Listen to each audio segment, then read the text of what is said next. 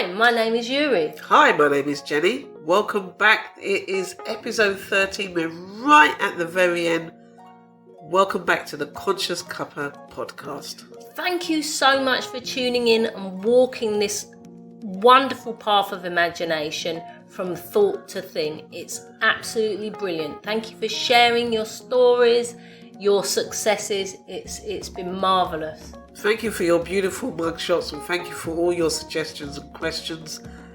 Yeah, we've made it to the end of the path. Yes, we have. We're going to be sharing some of the stories and successes we've had using these tips and techniques, as hopefully you have been at home.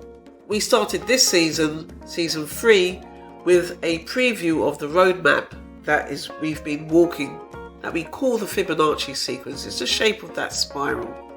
And in this last episode, we're going to be doing a review of that spiral, but as Yuri said, with some tips and tricks and techniques to help you get from the thought to a thing, from wanting it to being it. Do still contact us because we'd love to see your mugshots. We love to hear your stories, your ideas, your suggestions. You can tweet us at Conscious Cuppa or contact us by emailing us consciouscuppa@gmail.com. That's CONSCIOUSCUPPA. And if you've missed any of the previous episodes, we're on Anchor FM, but also on YouTube and Spotify. If you love the visuals, check us out there. We've got 2 previous seasons as well. More than 60 episodes. Wow. Yeah, all the links are in the description.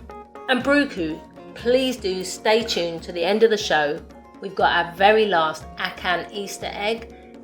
Last chance to get yourself some Ghanaian wisdom here. And somewhere in the middle of the show, we'll do the last of the Neville Nuggets. Yeah. So stay tuned for that as well.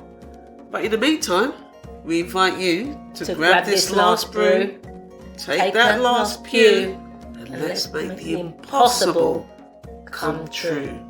So Jenny, what tea have we managed to manifest for our pot today? Oh my God, it's all the way from India. Fantastic. Courtesy of Amit and Caro.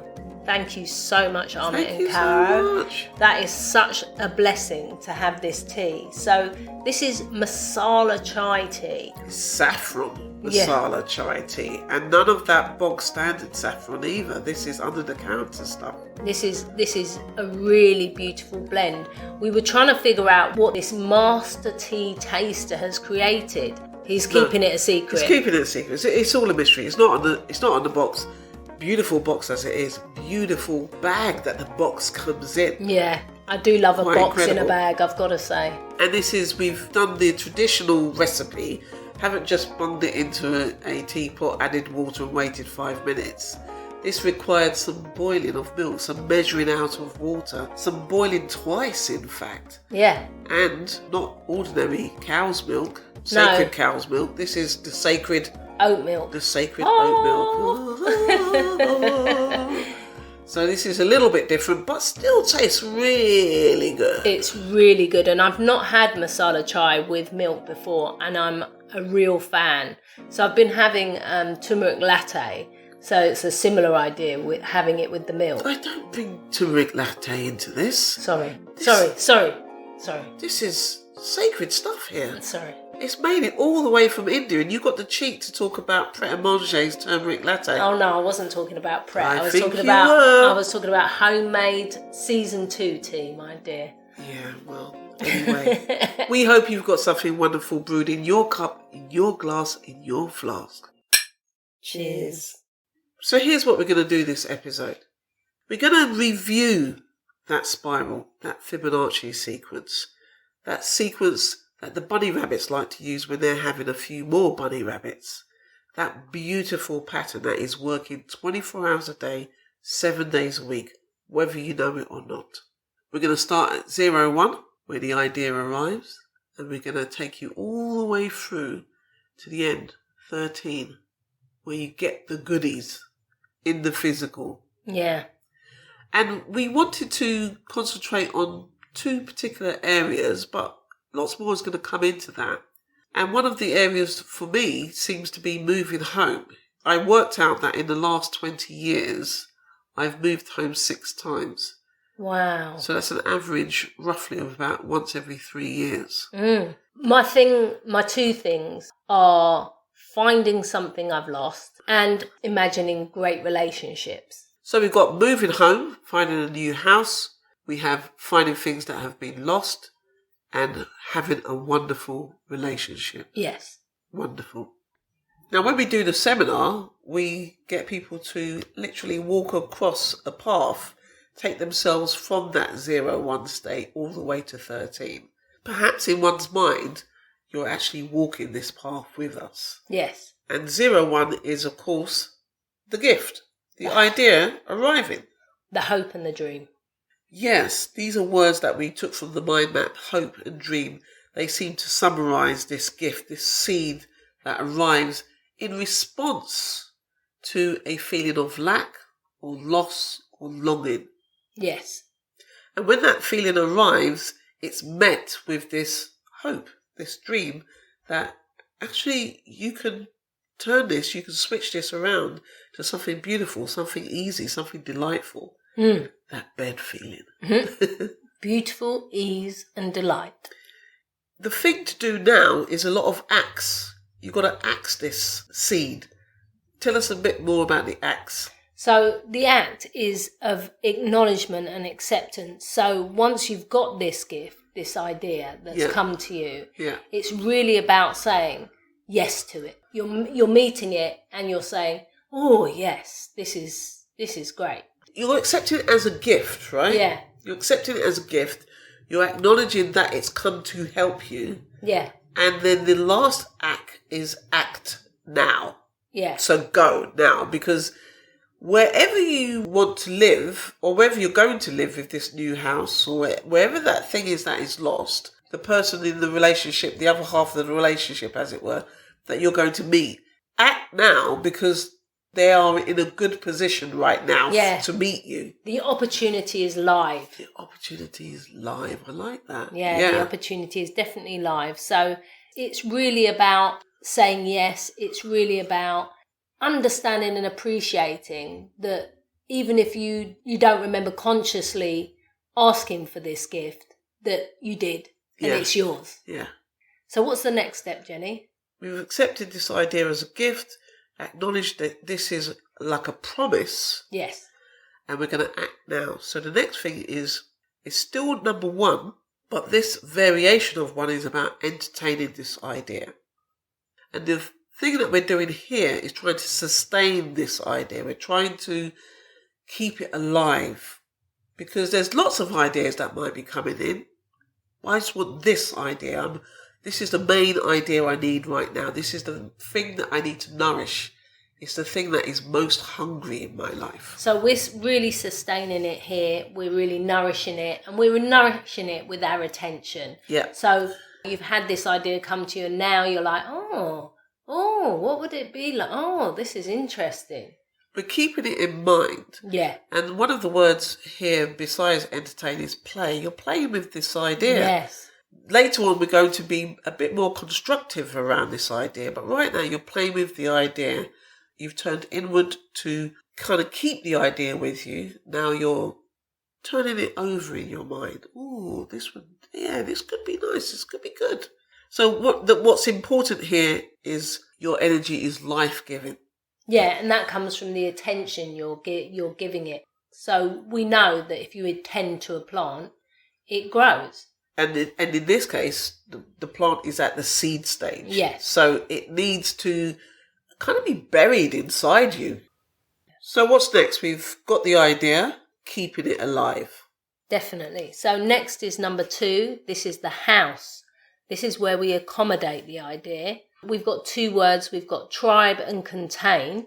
The house is containing the idea. And sometimes I think we really talked about the fact that sometimes the house you're in, the tribe you've got, doesn't like this idea. Not really on board with this idea. Sometimes you have to interrupt, ignore and be indifferent. And so this interrupting, ignoring and indifference is those 5 husbands we've also talked about. Your senses are telling you that you can't hear the success. you can't see the success, or you can't see how you can be successful, when all of these obstacles seem to be in your way. At this step, you have some maybe unhelpful beliefs, and people, your tribe, may have some unhelpful beliefs, like seeing is believing is an unhelpful belief. It really is. Whereas believing is seeing. It's the other way round. Yes. So this is where you have to remind yourself that you arrive before you depart. A lot of what we are talking about is irrational. It's not what is commonly accepted. Like you said, seeing is believing rather than believing is seeing. Yes. And later on, of course, we've got the whole thing about marriage.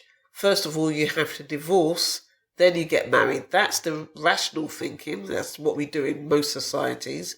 But the reality is you need to get married before you can get divorced. Yes. So there's a bit of a topsy-turvy, upside-down world going on here. If you do hear anything that's not in line with this new gift, this hope, this dream that you've been given, this is where, in a sense, you would use your sword. So you'd be pruning those thoughts. So you go back to what you do want, this gift. Be playful with it, loving it, enjoying it. And what we're going to really do is go further from the house, because the house is all these beliefs and ideas we grew up with that says you can and you can't. We can do this, but not that. And what we're going to do is leave that house and go in deeper into our imagination. We're already in the no-thing area here. We're already in the area of the mind. But our mind is that house. And that way that it's been constructed is limiting. So we're going to, in a way, get a refurbishment of the house by going into imagination and asking it to reshape our mind so it can accommodate this new idea of ourselves. I really like what you say about the mind, because our brains have neural pathways, and really these retreading of beliefs create real strong neural pathways, and what we're doing is taking our attention away so those neural pathways can fade, and we're creating new paths. So that's right. It's like the roots of a tree. Some of the roots are going to be going to certain places within the earth to get its nutrients, to get its food. Just like at number 1, we talked about nourishment and sustenance. Now we're going to create some new root pathways in the brain that only go to those areas when we need to embody this new idea. The old is going to fade, the new is going to come in. But first of all, we need to leave the house, leave the mind as it is, and go on a new journey, create a new wing of that house. And so we're at number 3. At number 3, we have the camel. We're going on a quest. We have a question. What is this question? The question is, what would it be like this day if I was the person I wanted to be, or I had the thing I wanted to have? This is the holy grail question. I love this question. It's the only thing you really need to do at number 3 is ask yourself this question. What would it be like if I was now the person I wanted to be? There's no question about how you get to that point. Just what would it be like if it was now I had the thing and I was the person I wanted to be? And this is very much about being curious. So you've been playful and now you're curious. You're in pursuit of that ideal. This is the ideal version of yourself, or this gift that you've come up with. We are leaving the house, we're leaving the walls, we're going on a journey further in, and this is going to affect the mind. We're going inside, we're going higher, we're going deeper. And we've been in the territory of one of the pillars of Yakin and Boaz. We've been on one side of the river, of the Red Sea in a sense. And that one side is, the one side is Yakin, yak, ox, and it's all about the one and only. There's only one source, one cause. We believe on this podcast that is imagination. So that gives us the confidence. Yes. But now we're going to move into the territory of love, of Boaz, where we call, using our inner voice, this new beingness, where we call this new thing into existence. That's where we're going to marry the two. And this is where at the brink, in a sense, of that new territory, that promised land. So you're confidently falling in love with this person that you once wanted to be, or with this thing you once wanted to have. Yes, there's this anticipation as we are about to cross this Red Sea. It's going to open up. We're going to go through. But it's not so linear, because what we typically think that we have to do is get to the place. So if we want the house, we want the new relationship, we want to find the thing that seems to be lost, we think we have to go through a series of events to get to that. Now that's true on one level, but that's actually later down the road. And of course, if you've been following this through, you'll know that. You'll know that we have to essentially teleport into that new beingness, into that new state of mind, into the person who is having the thing that seemed to be lost. Number 5 is next. Number 5 is the number of the window, and it's the feeling of touch. But there's also more to it, because this is where we really start to do the work. At number 3, we're starting to do the work of constructing a scene that implies I have what I want. Now I'm jumping straight into that scene and thinking and feeling and moving from that perspective. Yeah, you're engaged to it. You've embraced it. You have it. You are it. In your imagination, you're ensuring that if it's the marriage you want, you're seeing your ring on your finger. If it's that thing you wanted to find, like in our ball experiment, you're holding it. It's the weight, it's the colour, it's the shape that you'd imagined, and you're returning to that. So here, Jenny, you've got an acronym for us, haven't you? Let's use the word gifts. We started with 01 as a gift, and this acronym is going to help us remember what we need to do here at number 5. G is for gratitude. If we want to be married, we're grateful for this ring on our finger. We found the thing that we wanted to find, like in our ball experiment. So at this point in your imaginings, you have what it is. You are what it is. So it makes sense that you're thankful because it's a gift. Of course you're grateful. Yes, definitely. Second of all is I for immersion. Be totally into that scene that you've created. Drench yourself. So in your mind, you are completely inside this scene. There's no part of you that's still got a foot in the old scenario. In a sense, what I'm hearing for the first time is we've been washed. We've washed all this old stuff off us. All these old ideas are gone now. And now I am walking down the road as a married woman. I'm feeling great. I'm telling my friends how wonderful married life is. Or I'm sharing my finding of my ball. I'm so excited. Yes, and this is a short scene. It doesn't need to be long at all. Just like you get these scenes in movies where literally there's just a few seconds of a shot. Now, it could be that it's just the ring on your finger. It could be the holding of the hand of somebody that you'd love to be with. It could be the new set of keys you have in your hand for your new home. And of course, the thing that you lost, you've got it now. So this is the F, isn't it? Of this feeling. acronym. So not only the feeling of how you would feel emotionally, but the actual feeling. But the actual feeling of the touch of it. So if you're not sure exactly what it is that you want, you still know the feeling of that it would bring you. So even if you don't know the shape and sound and all the rest of that your inner senses could tell you what this is like, go with the feeling of gratitude. Go with the feeling emotionally how you would feel relieved, satisfied, fulfilled. These are feelings that should go with this stage. But remember, this is just the practice stage. Yeah. This is the thing that you're going to be going over and over and over. Just again, like a movie scene, trying to get it right, trying to get it right, trying to get it right. And thinking from. So this is T. Thinking from it, not of it. Place yourself in the first person. You're seeing things from your perspective, not from anybody else's, and you're not watching yourself over there or over then. This is happening now, and it's just happened. S is for sleepy. Sleepy is for the moments just before you're going to bed. The sleepy is where you're very receptive. So your conscious mind isn't so on. All that self-talk, maybe that doubt, maybe those things that your tribe said that, it's not possible, blah, blah, blah. They're quiet. So it's your 5 husbands as well, isn't it? Yes, it is, definitely. When your 5 husbands are quieter, they're sleepy, they're not impressing you.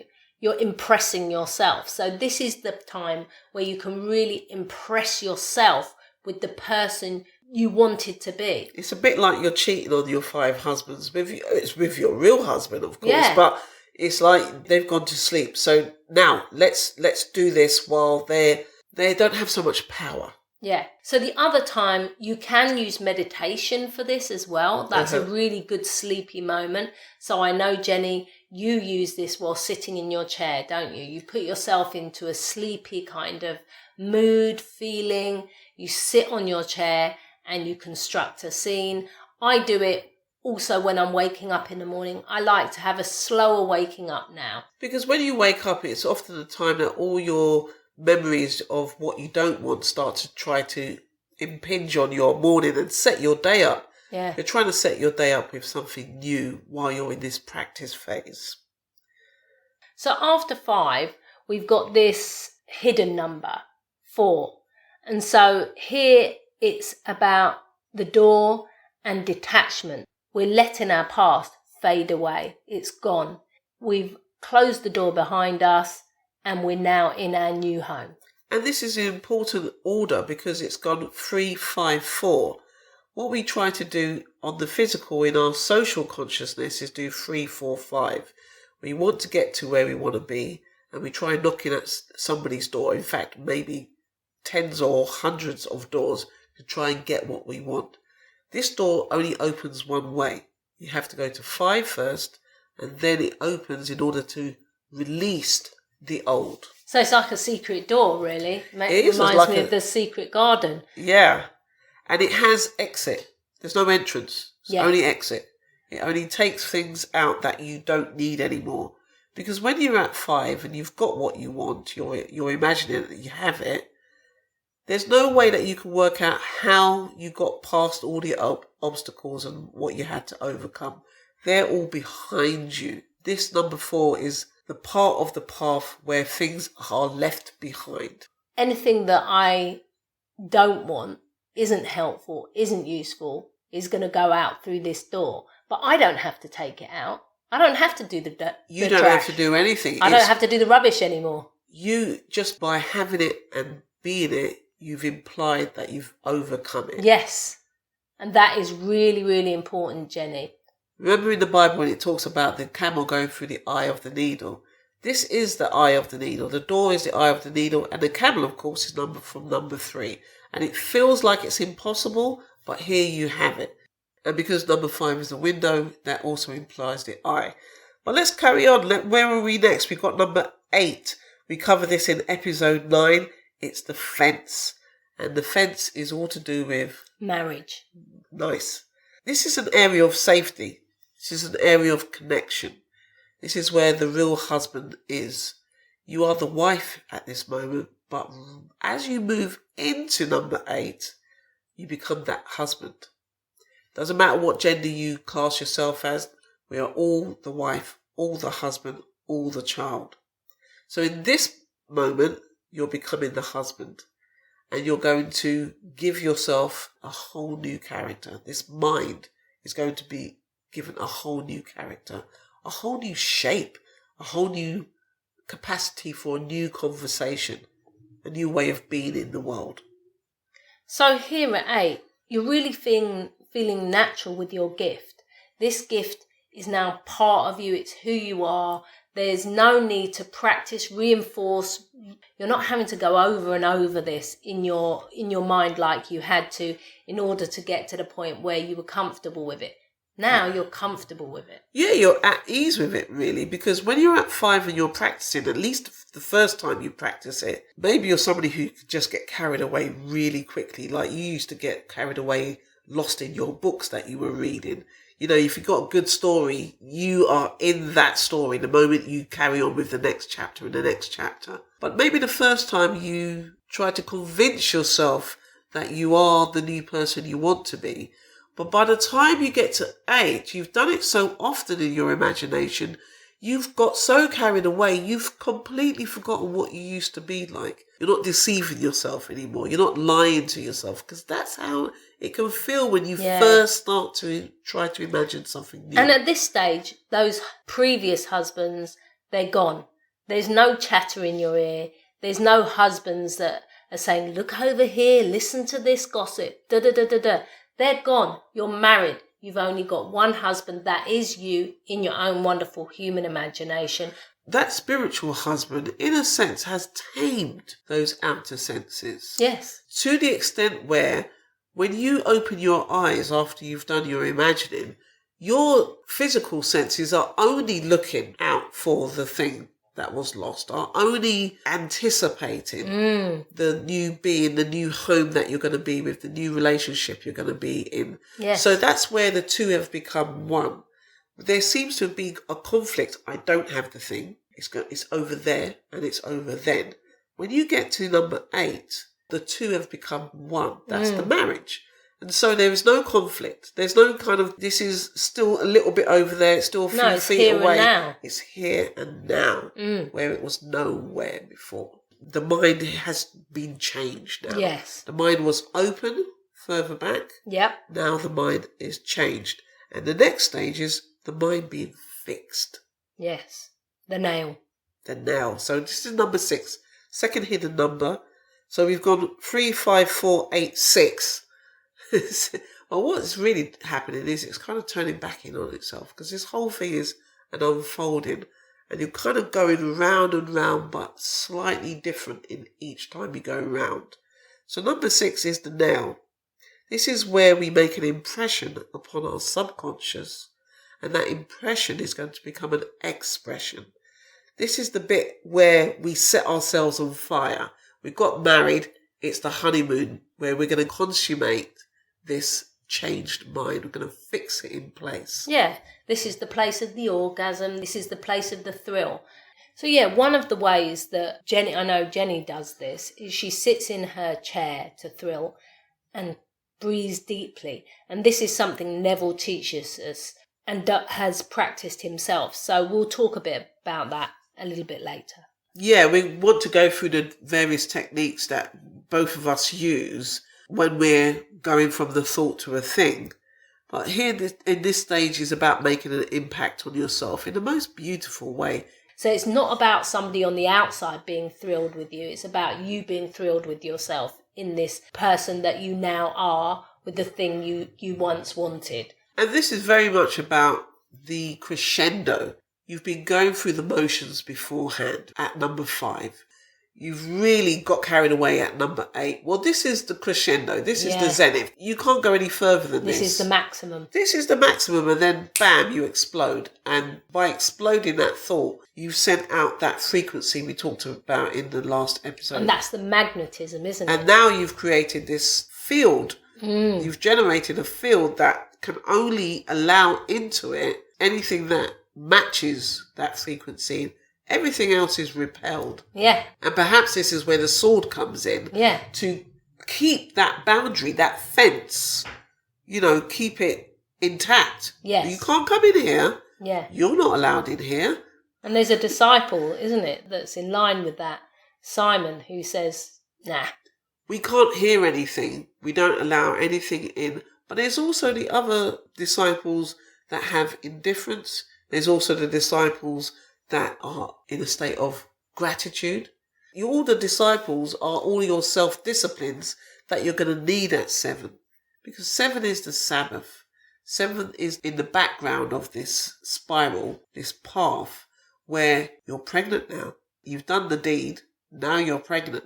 This is all about perseverance, stillness, silence, quiet, and most of all, peace of mind. Yeah, peace of mind. Don't let anything disturb you. It might try, because don't forget your senses are still saying, where's my stuff? Why aren't I such and such? Why aren't I brilliant now? Where's this person that you tried to manifest? So there's still the opportunity while you're pregnant for doubts to get in the way. Number 7 is really a place where you feel assured. This is self-assured. You're assured in your imagination. You're assured in this husband. And this assurance gives you this peace of mind. Yeah, so you've got the safety that you had at number 8 when you got married. You're behind the fence, you're protected now. Yeah. Nothing can get to you except yourself. So it's really important here to stay self-assured. This was promised from the beginning, so keep that in mind as well. When your senses try to convince you that it's taking too long, go back to, this is a promise, this is a gift, it's mine. It's already mine, and I know because I've already touched it. Yes. Okay. The last of the hidden numbers are going to be 9 to 12. More waiting, more perseverance, more peace of mind. So your self-disciplines, your disciples really need to help you out here, because this is the longest time now. 9 to 12 is the area of transformation. Yeah. You're having to wait. The pregnancy is developing. It's growing. But can you hold on? So this is definitely the caterpillar that's gone into the chrysalis and is transforming into the butterfly. Things are being woven together. The universe is putting things in place, getting you to maybe go left where you normally go right.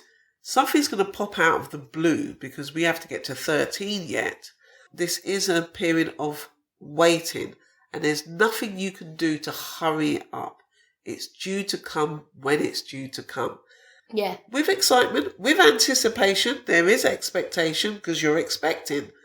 So this is about patience. So it's about patience. Yes. And I think really at this stage what's happening, you're using this patience really wisely. But at the same time as your patience, you're being aware, because you are possibly going to meet this. Like you said, it's going to come out of the blue. So there's going to be some synchronicities happening here. There's going to be some coincidences happening here. And it's just trusting that those things are in line. And so that's really important, because if you try to go out looking for signs, go out to see where you're supposed to take a left, should I go right? If you do all of that, you're interfering. That is little spanners in the work. There's little husbands whispering in your ear still. Yeah, shouldn't have come. You got an email.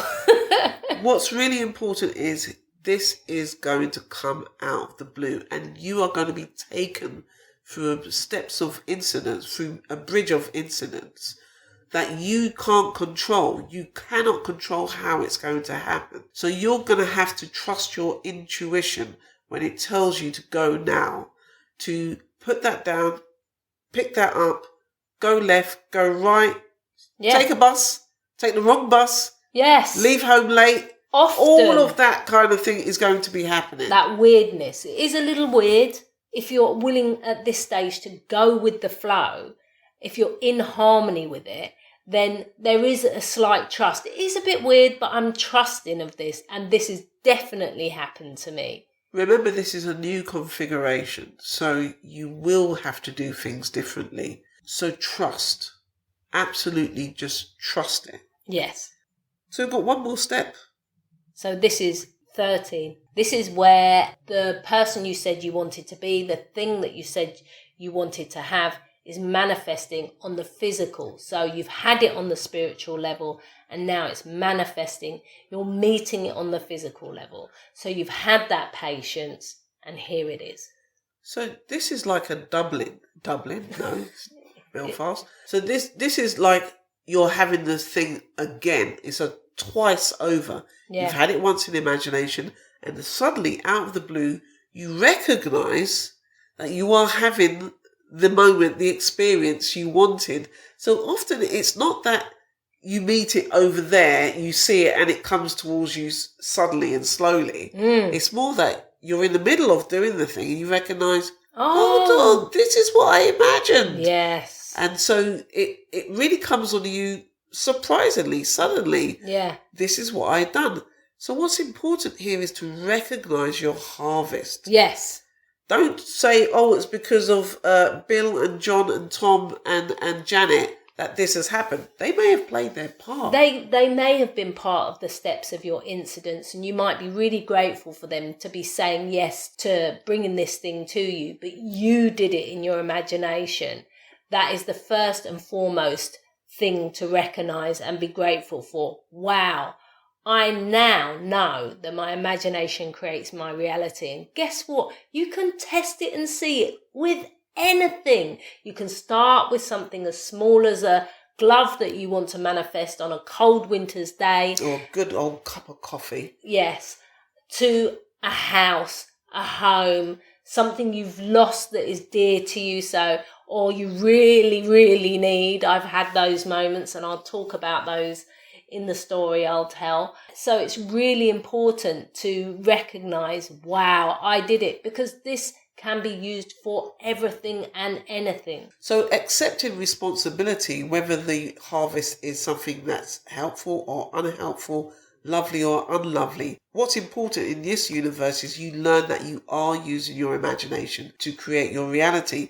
And sometimes that recognition is for things that haven't gone so well. But yeah, I did it. And yes, Janet and John and Tom and Pete were involved too, but I must have manifested this because my imagination has creative power. And like we say all the way through the podcast, this is happening 24/7, whether you know it or not. Yes. So you can either use your imagination consciously to create what you do want, what is helpful, what is loving, or you can just let it carry on, riding that Fibonacci sequence that has been these old track records that you've been doing for years, and you'll be at the whims and mercy of other people's imaginings also. Oh my goodness, I don't want to be at the whims and mercy. Look, often it is a nightmare before you decide to wake up. And if it's not a nightmare, maybe you stay asleep. But definitely you and I have wanted to find out, why is my world the way it is? Yeah. We've discovered through looking at the Bible and looking at this Fibonacci sequence that we are creating our reality. And this is how we're doing it. But it gives us an opportunity to honour these gifts. Stop the podcast! So we've got a Neville Nugget each this week. We've got the last two Neville Nuggets on our sheet. So which one do you want, Jenny? 4 or 9? 9, please. If you don't feel natural about what you want to be, you will not be it. There you go. And that's one of our words, natural. Natural, it really is. Okay, and what was the other one, number 4? Oh, this is my favourite Neville saying ever. Desire is hidden identity. What I want, I already have. Knowing I have it, it must appear. Desire is hidden identity. What I want, I already have. Knowing I have it, it must appear. I love it. What a way to end Neville's Nuggets. Yeah. Okay. On with the podcast. So we're at the end. We got the prize. We got the goodies. We are the person we said we wanted to be. Just started as a thought, came in as a gift, played with that idea. The house said, "Don't know if we can have that." We ignored that. Went on our journey into imagination, opened up the mind, embraced the idea, through a scene that we created, married that idea, got completely carried away with it, completely forgot who we used to be, and then let it grow. Let it grow into something out on the physical. And here we are. And so we want to go through that, how we've done that personally. Yeah. How we've... Our own example. So you want to start with an example of you losing my bank card. The reason I use this example is because before realising that imagination created reality, this was a huge problem for me. So what I had to do was use this amazing technique to find things that I lose, because I've still got the self-concept that I lose things clearly. I was at Jenny's and we were just about to leave. And I looked for my bank card. There's no bank card. Panic set in. So I thought, okay, calm myself. Try and put yourself into this receptive mood. I could hold it but the panic was interfering. Okay. So the holding it wasn't a problem, but the panic kept interrupting. So at that point, I came downstairs and I said to Jenny, I need your help. So I just needed the security, the steadiness of Jenny's practice. While she imagined it, I kind of breathed. I felt calmer. I felt more in tune with having my bank card back. And slowly but surely, what happened was that this certainty that I had my bank card. That assurance. Yeah, the assurance really arose through me. I'm wondering how you felt about that you need your bank card, you want your bank card, you wish for your bank card, you desire it. Therefore, you're going to get your bank card because it must exist somewhere for it to return to you. When I held my bank card, I know that bank card is mine. I know that in a sense is a pathway into my day as well. It must manifest. And even you were surprised with the words that I came out, I need your help. I need your help. Yeah. I was just taken downstairs to ask. It's not something I usually do. This is not part of my usual practice to ask somebody else for help. I think part of that was those 5 husbands were really nagging the hell out of my ears. So, what kind of things were they saying?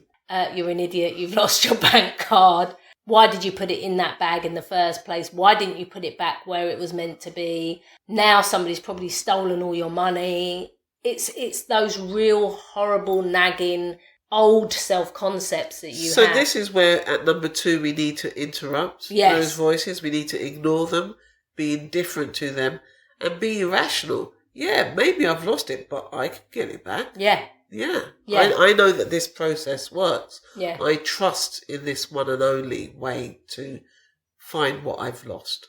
And so we've had an example of that. Our guest who found her great-grandmother's earring. Yeah, she did lose it, but she still got it back. Yes. I think this series has really given me encouragement. It's grounded my practice. And now this final episode is really helping weight my practice with techniques. Tell us about the technique that you used to find the credit card. I needed to be able to calm myself enough to quiet those voices. So it was a breathing exercise and a repetition of feeling over and over again that I had this bank card, feeling it in my hand, going over it, but also removing myself from the room, removing myself from the situation, and just interrupting that whole kind of energy that had been going on with the 5 husbands. The patience that I needed to be able to still myself was really important.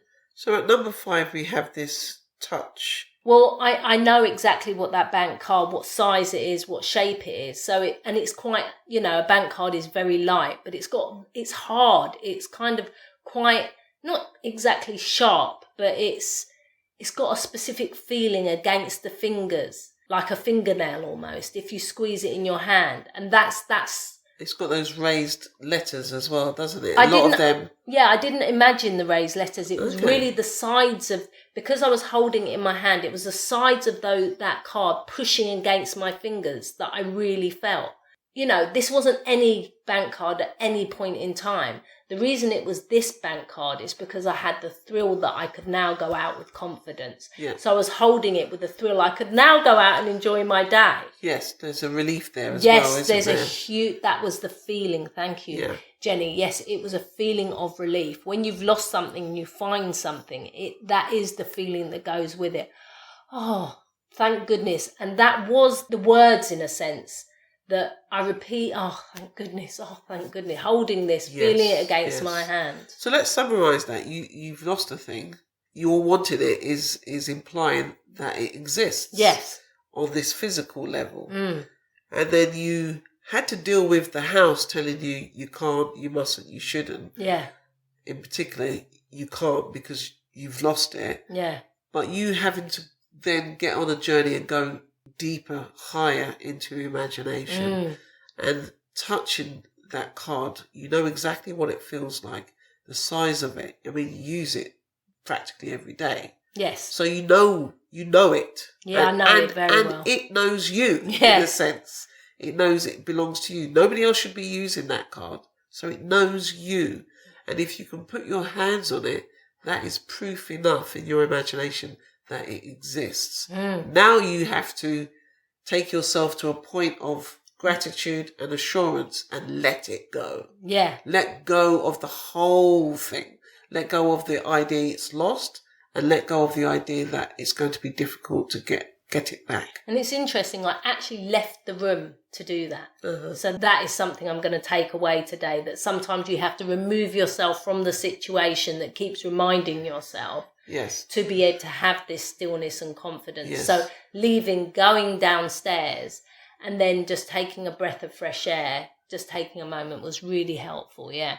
And then, of course, the thrill came when you handed it to me, and I was so thankful. Again? Yeah. Yeah, because you've done the thanks already in your imagination, because you've got the card. And then you have a second thrill because you've got the card. When I'm trying to find something for somebody, I've always got this thing, well, it must exist. It doesn't have legs. It can't walk. So it's got to be somewhere in the house. It's got to be somewhere. And then just concentrate on holding the thing and get them to describe what it is, how big it is, and then I can imagine holding that. If it's a book, I kind of know the weight of a book, the size of the book, the colour of the book. So I'm already telling my senses what to expect. And if I don't find it, and sometimes I think, God, don't always find something, let other people find it. So what I can imagine is somebody saying, I found it. Yeah. And then I imagine their voice saying, I found it. Then I don't have to always be the one that comes up with the goods, but I can help another person find it. And this is Yakin and Boaz. This is the confidence you have the thing that you once imagined. Yeah. And it's the love, because if you're doing it for somebody else or yourself, it's helpful and loving. You're calling that thing into existence through love. Yes. Because it's a gift. And gifts aren't really gifts if it's not painted with love. Yes. So I can imagine somebody else saying, I found it, but I think in this particular circumstance I knew you a little bit rattled. Yeah, I was a little bit rattled because those husbands were having a field day. They were a bit naughty. So my technique here is, if your husbands are having a field day with you, remove yourself. Interrupt that. Go somewhere else. And if you have to get some help, make sure that person is an advocate for you. I know that Neville Goddard used to essentially have sessions where people would phone him up or write to him and ask him to imagine for them, because they're too in the situation, they're too overwhelmed by the problem to be able to give themselves space and silence and stillness to imagine otherwise. So you can, of course, imagine for other people. Yeah. And another thing that I would say that I have used to give myself confidence when I'm feeling a little bit rattled is go back and listen to Neville's lectures, because they do really fill me with joy and confidence. So if I am imagining something and these husbands are giving me a hard time, I will go to a Neville lecture, not necessarily to remind me or reaffirm the practices, but there's something about his voice that is very calming, very reassuring. And of course, he's talking about stuff that I believe in. So he is very much like this best friend that you have. Wonderful. Thank you so much. So if you've lost something, put your hands on it, have the confidence and persevere. I'm going to talk about one of these moves that I've had. I've had these 6 moves in the last 20 years. That's incredible. You really have used it as good practice, haven't you, Jenny? And I think that's partly why you're sharing this wonderful story with the audience. You've so embraced it. One of the first things before I knew imagining created reality was to recognise that I've never been homeless. Yes. There's always been a home for me. So even if it's a small home or a large home, I've never had to worry about there being a roof over my head. And for the most part, all of us are that. Yeah. What we're talking about here is trying to find the home that you really want, rather than the one that you have to live in. Yes, yeah. So if you've got a desire for a new home, a new house, if you have to move home, we're going to talk now about a technique that I use to bring that new home to me. Because you are magnetizing things towards you. Yes. You're not going over there and you're not going over then. You're bringing things to you where you are, here and now. My landlady needed her daughter to move back into the house. Yeah. She had been alone. Her son had died some years before. It was just time. And at first I was a bit annoyed. Now I'm going to have to uproot again and I'm going to have to find another place. And I've got a deadline for that. I've got to move out by this time. It's a bit of a headache. That's what I was thinking. But we know it's a gift. So the more I'm doing this, the more I'm realising, hold on, this should mean that there's a place that is perfect for me, waiting for me. Yeah. And it's just that the landlady has given me a bit of a push, a boot to say, go and move to an even nicer place. In fact, it's almost an encouragement. You didn't quite realise that you wanted to move beforehand, and then this place comes available, and then, up arises, because you talked very much where you used to live about the garden and how beautiful you love looking out onto green flora. Yeah, so the place where I was living had all these back gardens, and I used to love sitting there and drinking my coffee every morning. And I thought, well, it would be so nice to continue to have that in my new place. This is the bit of the imagining I'm going to use. So that I wanted a new place. I didn't know where it was going to be. I just knew it was going to have somewhere that I can sit in my chair and drink my coffee and have a lovely scene. I would sit in that chair and I would imagine, without having to close my eyes, that I'm seeing green. But not the green I'm seeing. I'm seeing a different kind of green. Yeah. But it's still green. And I'm still in my chair. So that's one of the first things I would do. Because that feeling when you're sitting and looking out on something, like with the card, it's a different feeling. So when you look out on this green, it's a very specific feeling of feeling renewed. It's a new type of green. Yeah, so I know that it's new. I would know that I've been given this gift. And so the next thing I would add is when I'm walking down the street, I would look at the pavement, which might imply that, I'm looking down, but I'm actually looking up, in the sense that I would imagine that I'm walking on totally new streets, that these pavements belong to a different part of London from where I am. So I pretend I was in a different part of London and I'm walking home or I'm walking to the shops and this is my new route. Yeah. The third thing I would do is when I'm on public transport, is I would start to believe that the train I'm on or the bus I'm on is not the train or the bus I'm on. It's on a different bus, it's on a different train. So I'd be doing all of this with my eyes open. But what I would be doing is pretending that I am where I'm not. In the same way that right now you could imagine it's a Tuesday, although it's a Wednesday. Yes. Right now you could imagine it's 2030, not 2022. You can imagine that it's these other things without having to close your eyes. I can imagine this is my house when it's not. I can imagine I'm in Italy when I'm not. I can imagine all these things with my eyes open. But the last thing I did do, which is something that Neville teaches, and what we mentioned earlier, is just before I go to bed, I would pretend that I'm sleeping in my new bed, in my new house, in the new town, with my new neighbours, or my new housemates, my new landlady. And the feeling would be one of joy and gratitude. And when I close my eyes, I'm on a different pillow. I mean, maybe the same pillow, but now it's in a different room. So again, you shut out the world, which is you dismissing what seems to be the house that you seem to be in, and placing instead the house that you want to be in. I'd like to add something, Jenny, which is a technique that also Neville encourages us to use, and I've used it. So sometimes when I do want to sleep somewhere new, or there's something that isn't different enough about my situation, that I've been practicing imagining something over and over. So I move my pillow to the other end of the bed. Ah, yes. And there's something really magical about that, Yes. because it physically gives you a different sensation. Yes.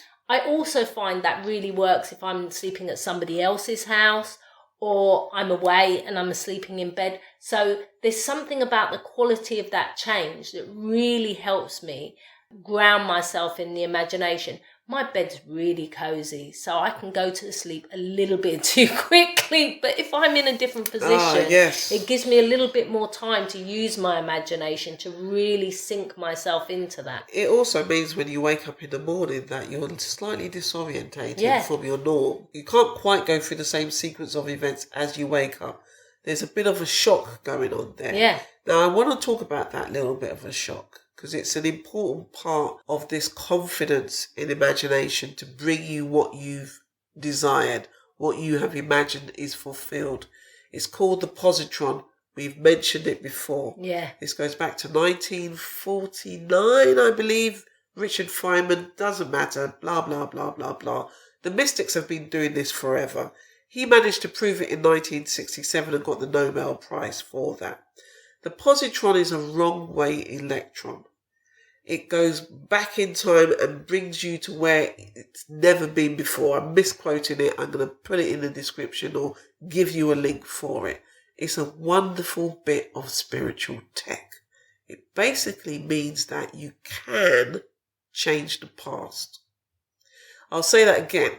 It means that you can change the past. And if it sounds impossible, well, science has also agreed with it, finally, so that you can have the confidence. It doesn't matter what has gone before.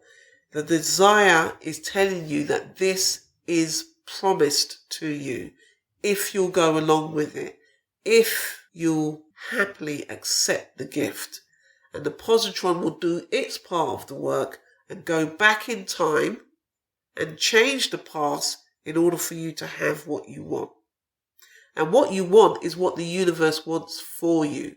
So don't feel guilty about that either. But the bit of the shock part is, sometimes when you, in your imagination, you're in a meditative state, and you've imagined and you've got carried away at number 8, and you've forgotten completely what life used to be like, and you're imagining maybe you're on a beach somewhere, or you're in your new house, you've found the thing that was lost, or you're in a new relationship, and then you open your eyes and you're back in, where you were when you closed your eyes. So you get a shock because you're not on the beach, you're not in the new house, you're not in the new relationship. The thing you lost is still nowhere to be found. Now that shock is where the positron starts to do its work. That shock is kind of like a jolt. A magnetic pulse that sends it off. Send things on a new timeline. The main thing I wanted to say about the positron is that it has this capacity to change the past. Or rather, you have the capacity to change the past. So don't give up on these ideas that seem impossible. They're not. So to continue and finish the story, I'm sitting on my chair at a new scene in my imagination. I'm walking different streets in my imagination. I'm sitting on different transport links in my imagination. And when I go to sleep, I'm closing my eyes as if I'm now in this new house, this new home. And then I'm compelled to look on certain sites, look in certain newspapers, ask certain people, and the bridge of incidents is being walked. Out of the blue, all of a sudden, in my case, I'm putting filters in spareroom.co.uk, great website, and it's throwing back a couple of things that are not the area that I'm looking for. So, of course, I'm intrigued. Why is it throwing this up? I did not put these areas in. And of course, there's one of these options that, from the pictures, is green. There's a massive 11-foot window, and there's green outside of this window. And I'm just like, oh my God, I think that's it. I write a message to the landlady, and the next day I'm sitting at her dinner table, having dinner with her and her son, and it feels natural. It feels normal to be there. Yes. But going back a little bit, the perseverance. Because she had her phone off, or rather she had her phone on silent when I'm trying to find where I've got to go to come and meet them for dinner. Address, yeah. You know, I've got the rough area, I've got the rough estate, I've got the rough part of that estate, but I don't know exactly which house it is. And she's not answering her phone, but I'm persevering because I like what I saw. And also the bridge of incidents is taking me, it's compelling me, go down this street, go to this part of the area. And so I end up going around the back of the house. I didn't know it was their house, but I looked through the window and I saw her and her son cooking the dinner I'm about to eat. And I look upstairs and I see they've got a Darth Vader mask on the wall. So I now know where it is. This is judging from the pictures. Mm. I go round and I knock on the door and they open and they said, "How did you find it?" And I said, "I used the Force." And of course her son just loved that bit. And it warmed me to them and them to myself. Yeah. But all of this is kind of just unfolding naturally now because I've already placed myself at a window that has all the green. And that green is a park, it turns out. It's a park with a river right there. So I've gone beyond the back gardens of my neighbours to nature, a river, the birds, the squirrels, the people walking their dogs. It's just a beautiful scene to wake up to and have my coffee every morning. And of course, you got more than you imagined as well. Not only did you get a green exterior, but you got walks that you wanted to go on. You got peace and quiet. What I want to say to the listeners and remind myself of is that when you imagine something, you often get more than you imagined. Well, you're definitely told in the Bible that it's going to be full to the brim, pushed down and overflowing. Yeah. So you always get more. And this could be bad stuff as well. But you always get more than you ask for. So again, be careful what you're asking for. Be careful what you're imagining. Be careful how you're shaping things that are going to have to come to fruition at some point. We've both told our stories and we'd love you to share your stories because it's encouraging. Yes. It encourages other people who think, well, my situation is different. Your situation definitely is different.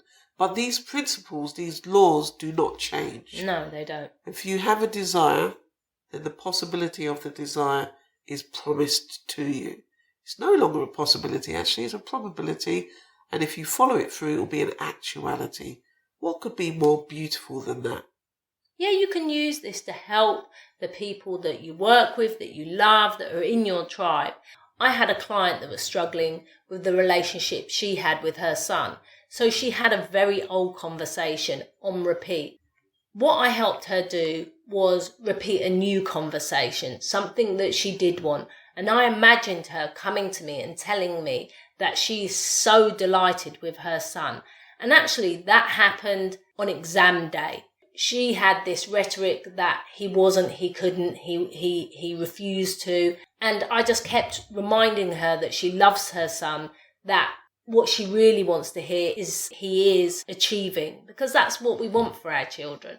And she phoned me up to give me the happy news that he'd got into college and that he'd got the grades he needed in order to do that. She was just so thrilled. She said, "Thank you" to me, just as I'd imagined in my imagination. Thank you for reaffirming the positive, reminding me to have faith. And of course, the little bit she didn't know was, of course, I'm also doing that. I'm imagining that conversation with her. I'm imagining that phone call that says thank you. I'm so happy with my son. Yeah, it's just, again, like we said, that with Neville, that people would come to him to imagine for them because they're feeling too overwhelmed by the situation themselves. And in this case, with your client, she may teeter back and forth between, he's good, oh God, he's good, oh my God. But you can stay completely focused on the fact that you got this phone call because you heard it. And what you hear makes you smile, gives your heart a lift, makes you feel that delight. And it's easy. It doesn't have to be a struggle. Yeah. And it's beautiful because it has this wonderful promise, this Yakin and Boaz, that is a guarantee, that is a promise. And I've had this with my artwork as well. I'm starting to do some artwork and it's not quite right. Okay, what would the person say if it was perfect for them? Stick with that, and that alone is going to bring the artwork around that would make that person feel it's perfect. So you don't have to do much. You don't have to try and convince other people that this works. It's lovely when people you tell about it are as thrilled as you are. Yeah. But if they don't believe it, don't let it affect your belief. It still works. If you want that for that person, if it fits the golden rule, believe it for them. Believe it on their behalf and enjoy listening to them say how wonderful this was. Because at the end of the day, we're all one. And that person is you. Just a slight remix, but it's you. And we want to say congratulations to one of our listeners who has achieved moving in to their brand new home as well. And it is quite a magnificent home. The feeling of them in that home is lovely. So, yeah, thanks for inviting us to celebrate your new home and the imagination that you used to create that home. There's a lady in the audience. Exactly. So there's always going to be people out there who need a new home. That goes without saying. We move from place to place. Hopefully you're going to move out of your parents' place at some point. Use this technique. If you've lost something, use the techniques you've heard about. Or find your own way. But the way has already been set. Okay, so one last roundup of technique rather than tips now. 01, you're turning in. You turn to imagination straight away. Don't hesitate. Number 1. You play. Play with the gift that you've been given. Play with the idea. Yes. Yes. Number 2. Dismiss any thoughts that this isn't possible, this can't, shouldn't, mustn't be. So, number 3, call it with love. Ask that question. What would it be like today if you were the person you wanted to be, or you had the thing you once wanted? Then teleport. Go straight, deeper, higher into your imagination to feel from the idea. Construct a scene that is like a dream. So hold it and feel it, be it. Remember gifts.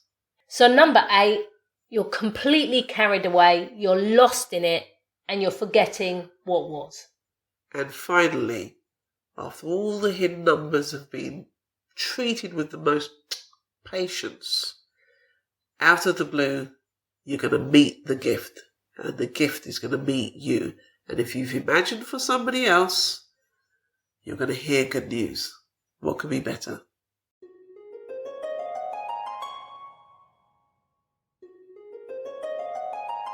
Whoa, it's a sad but wonderful moment that we come to now. To say thank you for listening and goodbye until the next season. We're really looking forward to bringing some new ideas to the table. Definitely got some ideas. Yeah, we've got some tasty treats and tasty ideas. Yeah. So watch this space. And more guests, I think. Definitely. They've been enjoying having the guests on. So. Yeah, and they've really been enjoying coming on and sharing their stories. And this is very much important part of the show, to share our stories and your stories. So get onto Twitter, and if not Twitter, email. Twitter is @ConsciousCuppa.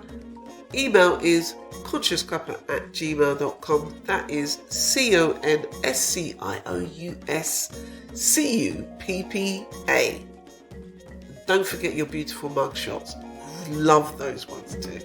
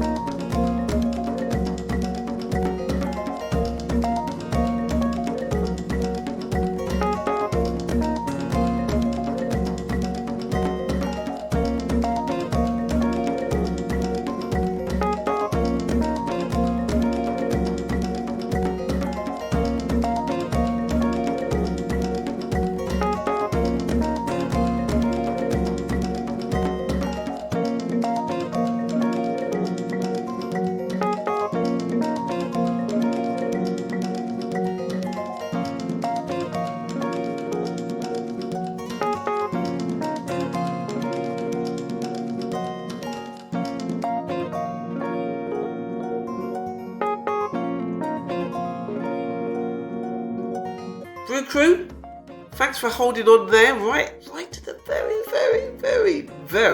very end of season 3. Wow, and we've got one more Akan Easter egg for you, one more bit of Ghanaian wisdom for you to take away with, cogitate, mull over, ponder and wonder until we get back to season 4. And Eury, you are going to pick out of these last of the huge lollipop sticks. What have we got? This is a carnival looking lollipop stick, I've got to say. It's the right colours.